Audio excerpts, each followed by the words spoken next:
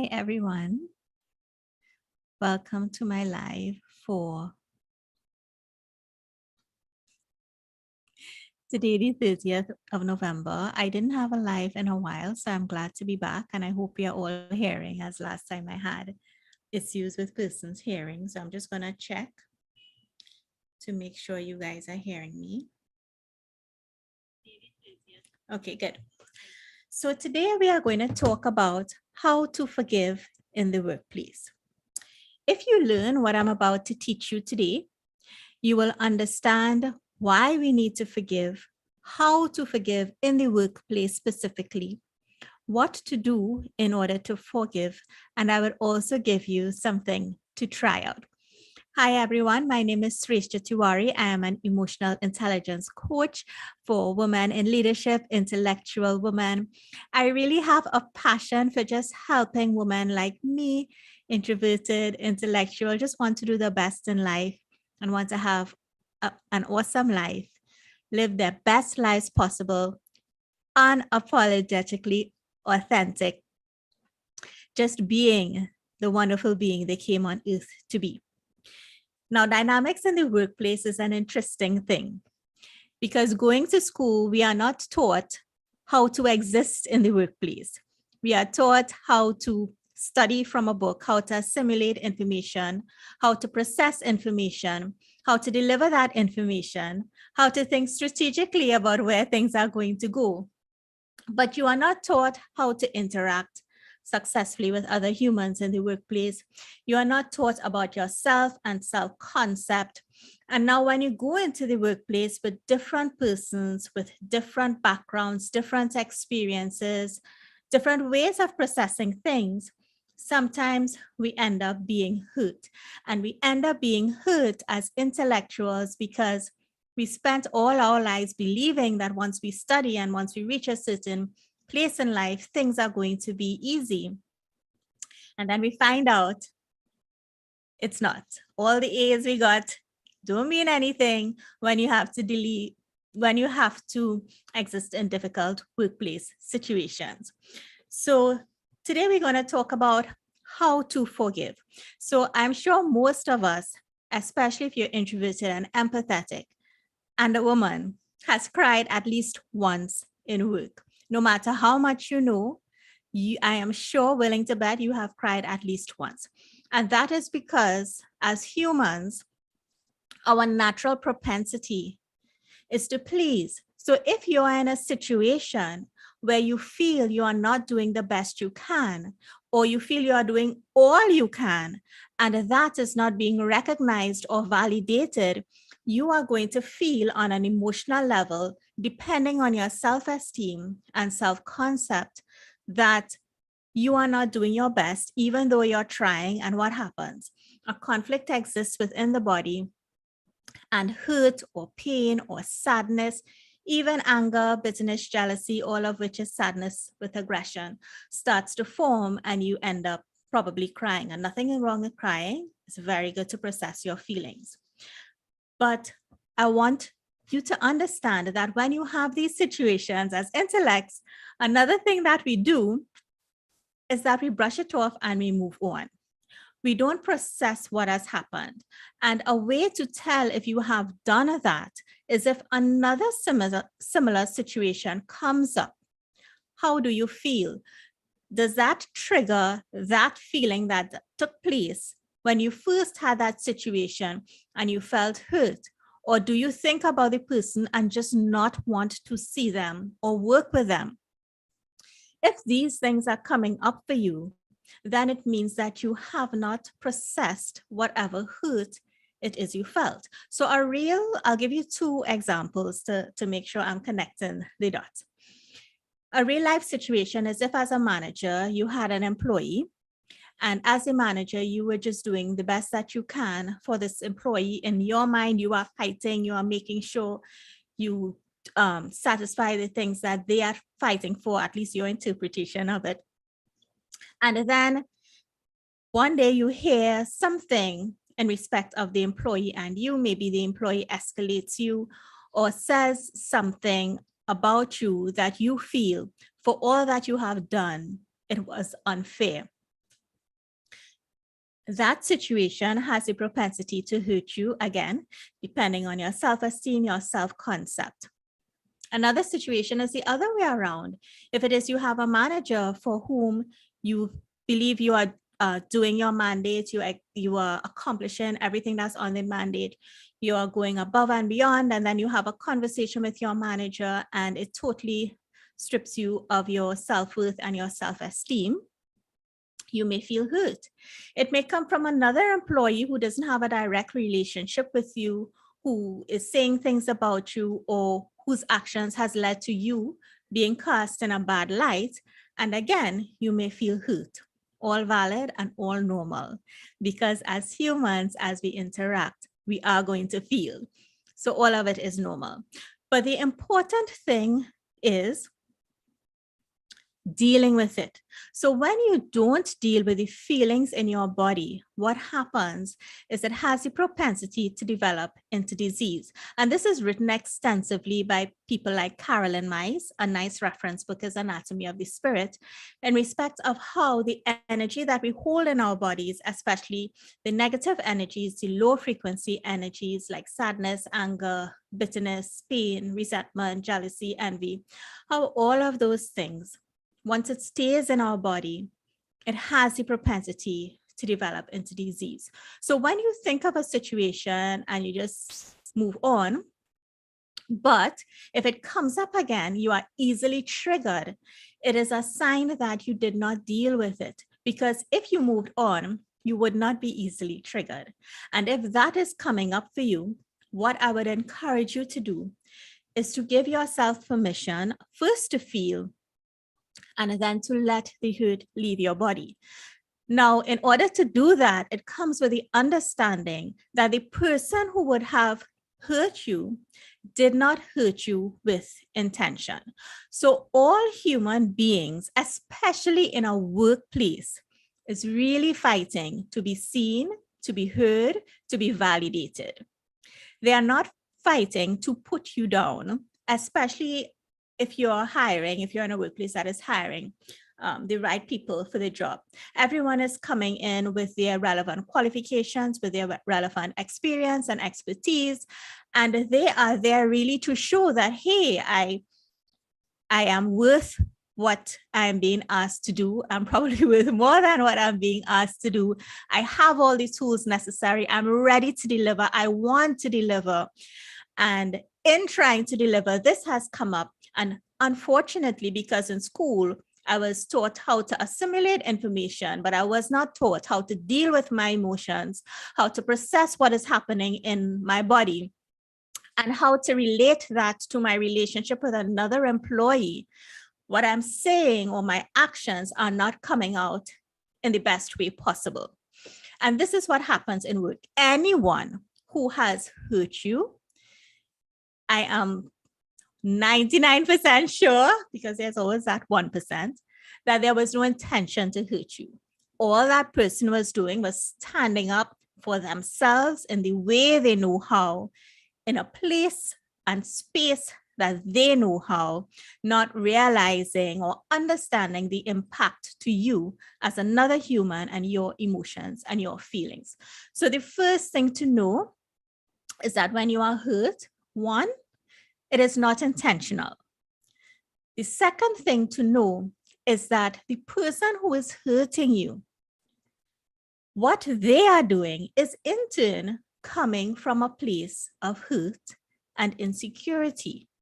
Because if they did not feel that hurt or that insecurity, there would be a better way in their system, in their mind, to deal with whatever the issue is. The better way, meaning a way that honors both of you, as opposed to a way that in their minds lets them feel seen, heard, and validated without taking into consideration what it's doing for the other part of that relationship, being you. So it is important, secondly, to know that the person that is hurting you is carrying a lot of fear, a lot of insecurity, maybe have experiences going back to childhood, like we all do, that really hurt them. And they are not yet in a place where they're able Two, from a mature level, assess how to collaborate with someone else who may not be doing things to their liking or with their lens or line of sight in a way that honors them, because they feel dishonored as well. Remember, it's two parts in a relationship. So that is the second thing to know. So when this happens, what you can do is, first of all, take your breaths. As you breathe out, you're giving yourself permission to breathe out any hurt or pain that you are feeling.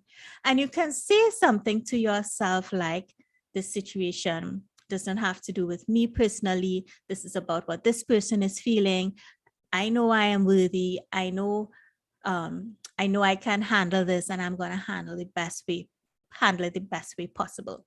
And of course, when you are in such situations, it is always best to deal with the other person in a place where your nervous system is regulated and not heightened.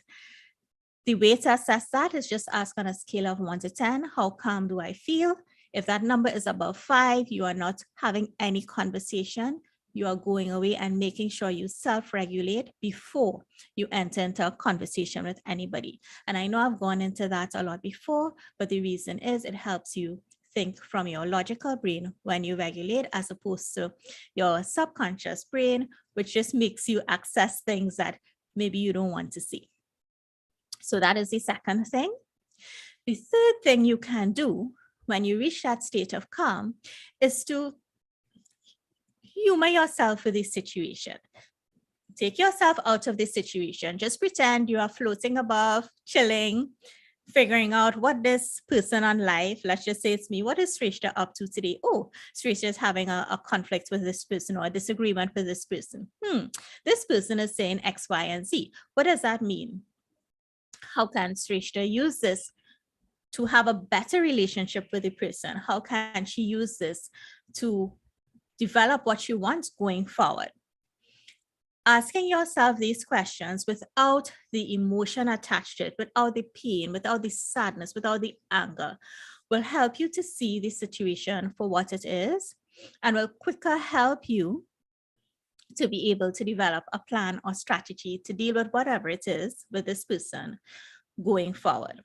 And this is something that I have actually done in my career, in my past corporate career, when I had I wouldn't say it was a disagreement, but I had a relationship with this employee. He was a PM and I was a process owner.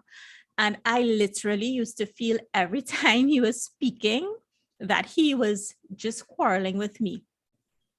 Now, I am soft-spoken. I'm not aggressive openly at all. And he, to me, he came across very aggressive in my processing of what he was saying.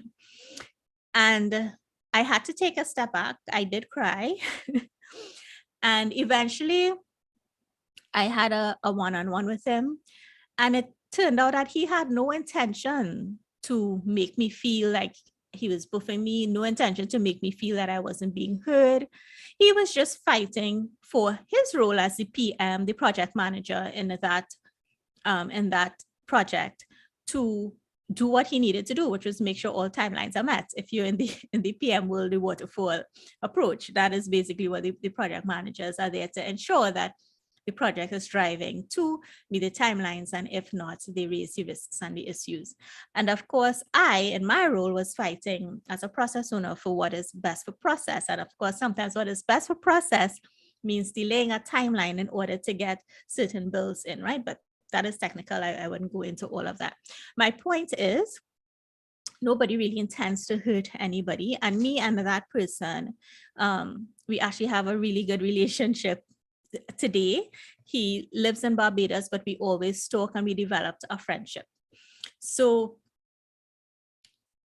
when you come into conflict with someone, the important thing is to try to first regulate yourself, take yourself out of the situation, and then decide how to move forward.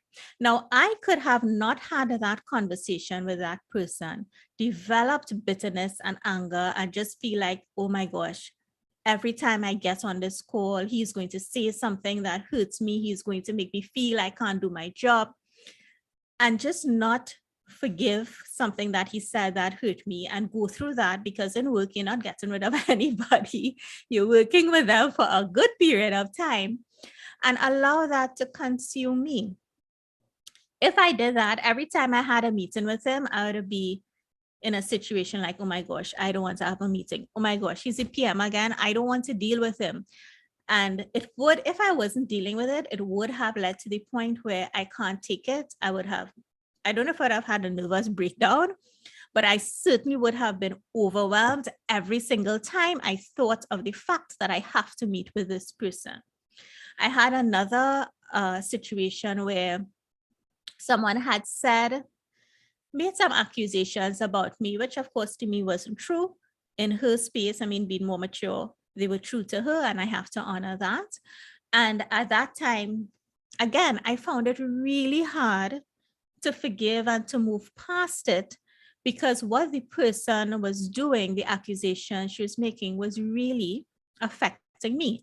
Now, at that point in time, my self-esteem and self-worth definitely wasn't what it was now. So I was taking everything that was being said word for word and accepting that this is what I was and what people thought I was. But what I need to do, and if this is you and you're at a place where you are great at your work, but your self-esteem on an emotional level is not where it can be or matches that of your higher self, what I had to do was to build my self-worth and esteem, to know that whatever that person is feeling and saying, it's not me. I don't need to own that identity. I can't try to understand what I am doing to make her feel like that, and I can try to work with that. But I didn't have to own what the person was saying. I didn't have to believe what she was saying. And now that I'm in a more mature space, I understand if someone says something about me, I know how to process it. I know how to interact with the individual so that hopefully we both understand that we are fighting for the best of whatever that initiative is. But at that point in time, I didn't know. I didn't know I needed to remove myself. I didn't know I needed to take out the emotion out of it. I just took it word for word that what she was saying, everybody else saw it, which is something else that we do. What someone says, we just think everybody else thinks this. And how could they think this? Because I have worked so hard to get here. And all of these things just get into ourselves, into our spaces, and just leave us feeling less than we are. So what I want you to do is try it. So the next time you are in a situation where someone is hurting you, they have said something that angers you, they have not even said, but there was some action. What I want you to do is, when it happens, so it depends on the situation. If it's one-on-one, you're taking your deep breaths. If it is that you need to ask, can we continue this another time? You need some time, please do that. But if not, you're taking your deep breaths. You're trying to take yourself out of the situation, metaphorically, and just observing, this person said that made me feel this way. What does this mean? How can I treat with this information that this person is telling me in a way that honors both of us and in a way that where both of us feel heard and safe? Okay, maybe I can do this. And sometimes it's as simple as, I don't mean to offend you. And if what I'm saying is offending you, I do apologize. But what I think is this is as simple as that sometimes. So take it away, try it. You're doing your breathing, you're doing your grounding, taking yourself out of the situation, figuring out what is the best way forward. And if you feel any hurt or pain, you are giving yourself permission every time you breathe out to release any hurt or pain you're feeling, knowing that you are a human being who's honored and loved and safe and protected. Okay, so I'm just going to go over to the chat to see if I have any questions. I know I spoke for quite some time. As you can tell, I'm very passionate about these things. If you do have a question, please feel free to let me know. Okay, I'm not seeing any questions here, but I'm really glad to be back on these lives. I had a break for a while because I actually I need to do a post on this on LinkedIn, but I had my first t-shirt design launch. Is something I always wanted to do, and I was finally able to do it. I had the best time ever, and I was blessed that persons bought the design. It was called I Am Love, because I do believe at the heart of it, we are all love. So if there are no any questions, um, so if there are no other questions, I will end at this time. If you watch on the replay, please feel free to let me know you're watching. And if you have questions, put it in the comments. I will answer them. If you have a topic you would like me to speak about, also let me know. I also invite you to take my emotional health quiz. I do have it linked in the description box. It is on my website, www.purposefullypassionate.com. I also have some other quizzes there that interest you. I invite you to take it as well. So I hope you guys have an awesome evening. It is the 30th of November. We're going into Christmas season, the most magical time of the year. If you're affected by any of the flooding, I hope you are safe. And I will see you all next time, sending you lots of my yummy love energy. Bye.